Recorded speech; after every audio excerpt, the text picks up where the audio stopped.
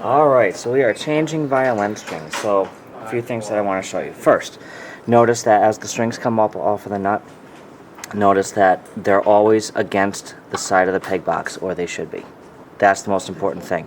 You always wind from the small end of the peg going towards the big end of the peg. So when I'm going to start tuning, start to fix the strings, change the strings, I want to make sure I loosen all the fine tuners first.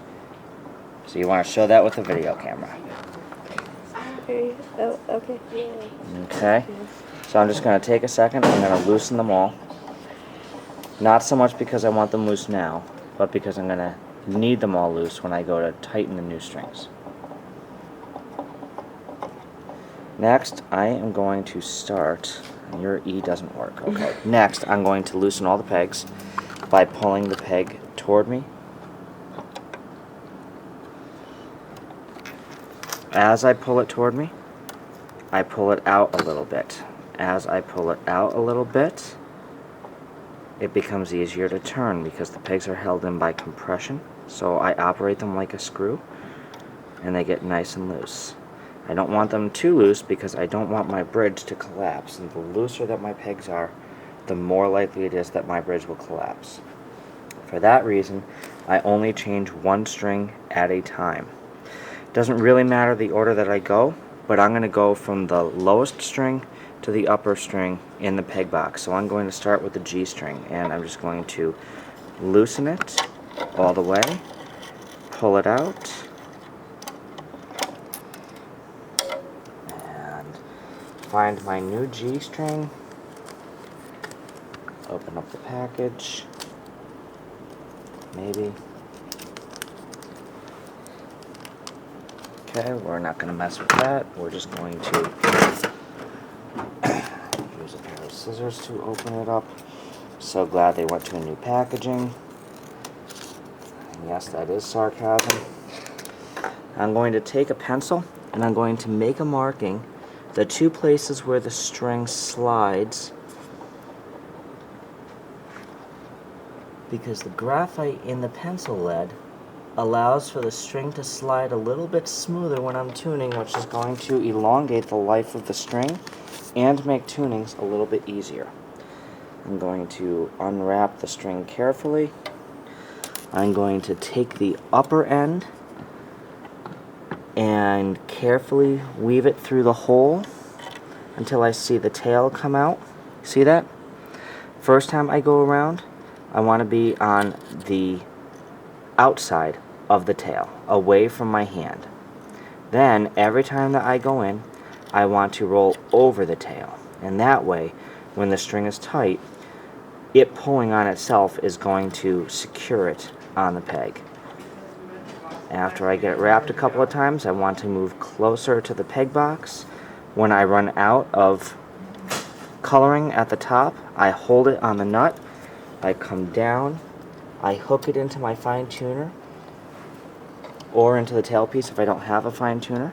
I'm going to hold it up with my thumb, and I'm going to tighten it, keeping it against the peg box the entire time, making sure that it's lined up on the bridge where it needs to be. I don't want it too tight, because all that I want is enough tension to keep that bridge from moving so that it's nice and stable. So if you take a look up in the peg box, you'll see that the string is wound correctly. The string always has to get wound over the peg, not under the peg, and it's got to be against the side of the peg box. That way, the peg box is helping to hold the string in place, help to keep it nice and stable. Okay, next I'm going to do the E string because it's the next peg going up. So I'm going to take some time and loosen this, and whoever did this before wrapped it in a weird way, so I have to use a little bit of force, which I'd rather not do, but it's what we have to do. Okay, so there is your E. I'm going to, in the meantime, wrap up your old G string, because you do not have a spare set of strings, which you really ought to have when we can afford it, but we're going to keep the old strings so that if we get into a real bad situation the day of a concert and your string breaks, Worst case scenario, you're putting on an old string and you can at least play in a concert. Okay? So I'm going to take the E string, I'm going to open up that package. I'm going to mark the two places where the E string slides as best as I can. Your nut's a little bit small, which makes sense. The E string's super tiny. So I'm marking on the nut, I'm marking on the bridge.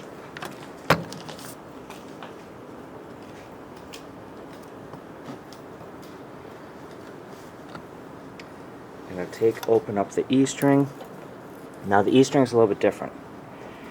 And sometimes on all four, but usually on at least the E string, you're going to have this little piece of plastic. Now this little piece of plastic on the string, okay, this can actually take the place, and it's designed to take the place of putting the pencil mark on the bridge.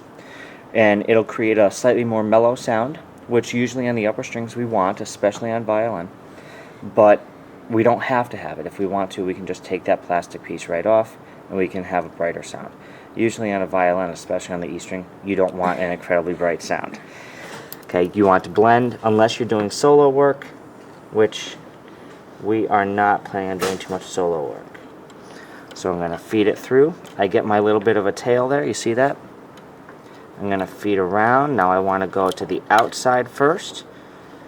And then every time I go around, I want to go to the inside and go over that tail, making sure that, there we go, that it's nice and secure.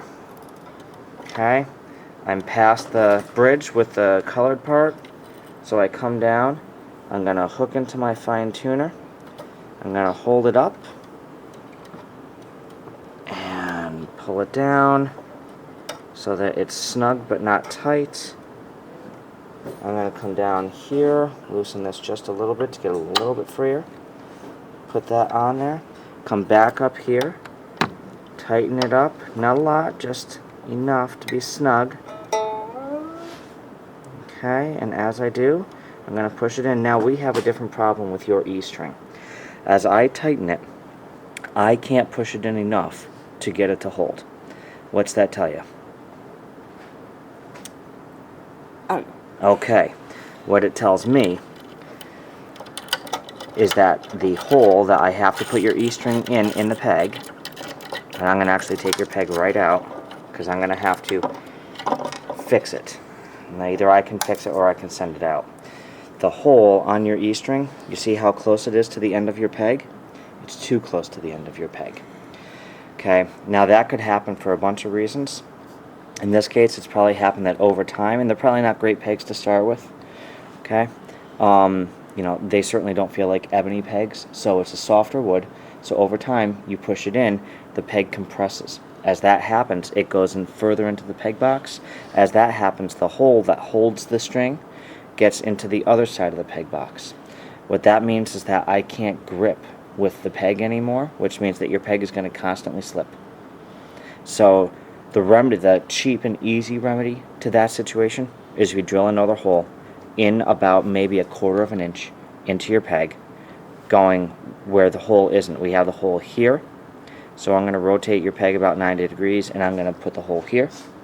Okay, just enough for the string to go through, and that should alleviate the problem for now. If we have to do it again with this peg, it's going to actually mean that we have to buy another peg, which means that we have to get it fitted, which starts to become a somewhat more expensive and time-consuming process. Okay? So with that, we are done with this.